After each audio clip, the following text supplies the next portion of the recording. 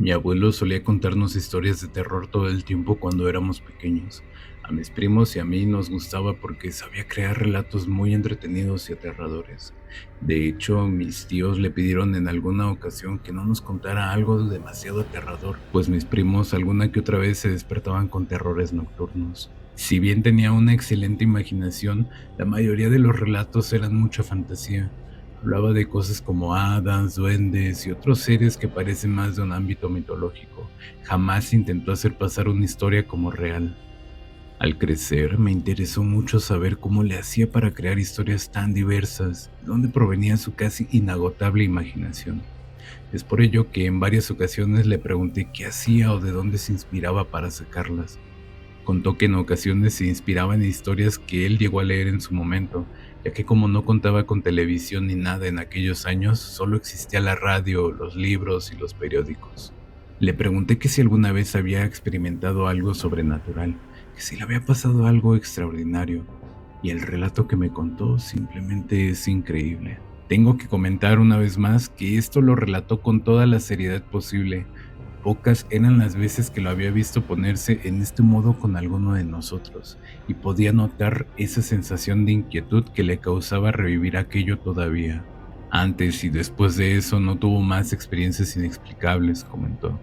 En aquella ocasión se encontraba de vacaciones en la playa, y recién había cobrado su quincena, además de que tenía sus vacaciones en puerta, así que decidió irse a descansar un par de días a la orilla del mar.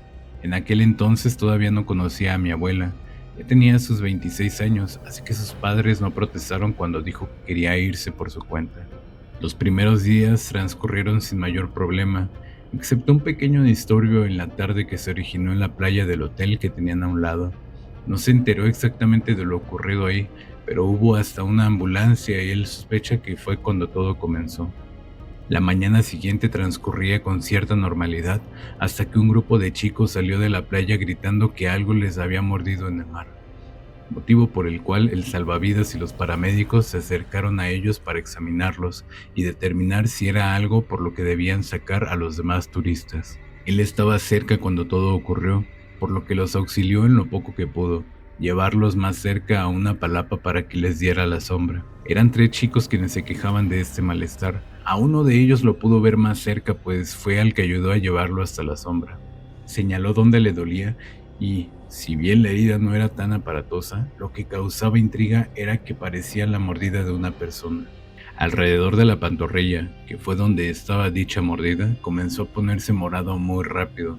Hasta parecía que le habían pegado con un palo o algo así, pues de otra manera apenas tenía explicación la inflamación y coloración. Todo esto ocurrió en poco menos de 5 minutos, ya que los servicios médicos actuaron con cierta rapidez y pronto apartaron a los demás playistas quienes estaban ayudando para hacerse cargo ellos.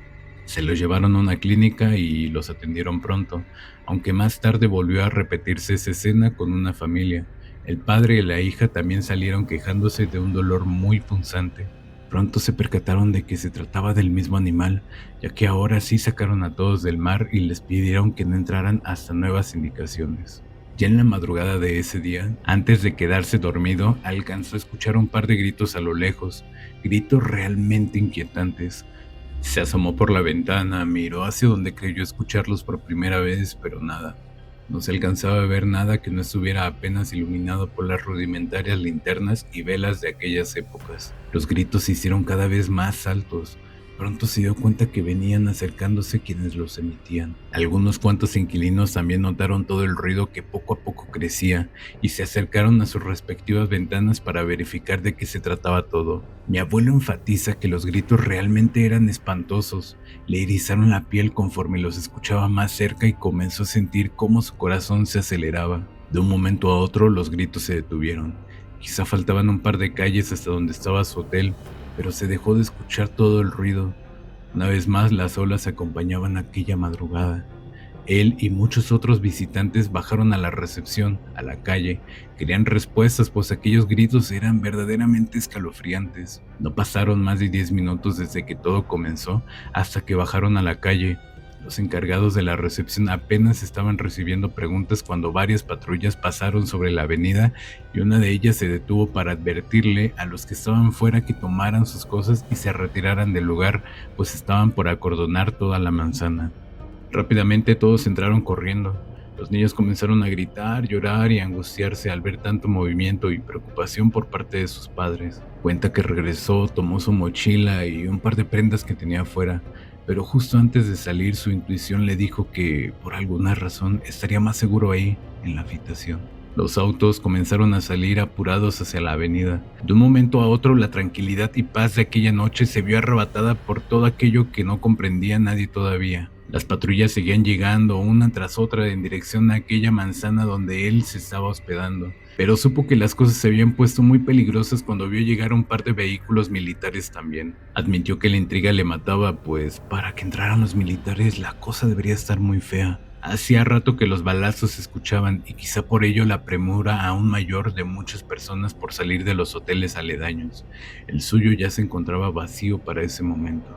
Pasado un rato del inicio de todo aquello, miró por la ventana y le horrorizó lo que sus ojos apreciaban.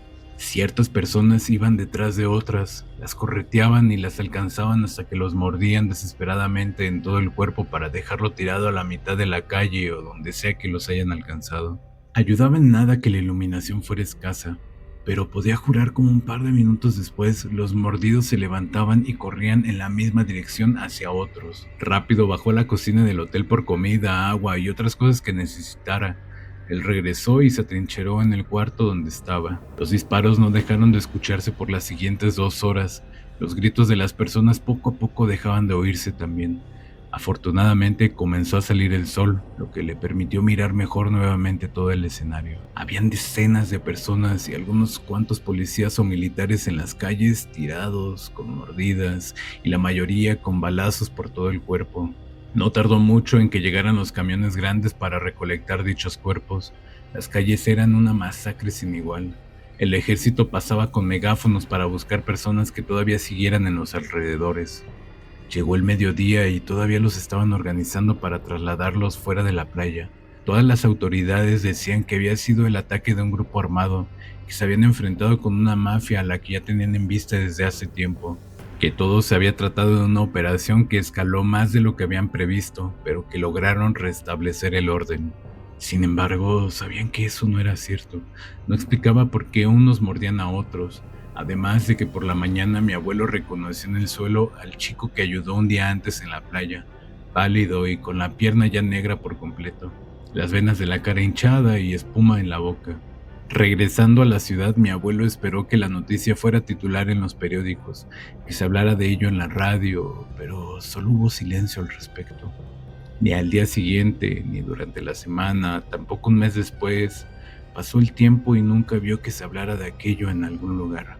De no ser porque todavía tiene una pila de periódicos guardados en su casa, habría dudado un poco más de la historia. Personalmente sabía que sí tenía muchos de ellos en un cuarto que usa como almacén. Quizá hay los de 1 o 2 años enteros, pero jamás le pregunté por qué o para qué los tenía. Varios años después fue una vez más, y al preguntar nadie quiso responder algo. Decían que no sabían nada de una redada de la mafia o enfrentamiento contra un grupo. Tampoco es como que quisieran hablar al respecto. Algunos lo negaban de inmediato, se hacían los desentendidos o cambiaban de tema tan pronto como podían. Aunque habían algunos lugareños quienes genuinamente no tenían idea de lo que había ocurrido, pues llegaron pocos años antes. Jamás supo qué fue todo eso, pero podía ver a través de sus ojos y el temblor en su voz que le seguía afectando aquella experiencia. Ni siquiera se me ocurre algo en el presente que se acerque a una historia como esa, y eso que en la televisión tenemos cientos de cosas de ficción, pero ¿personas mordiendo a otras?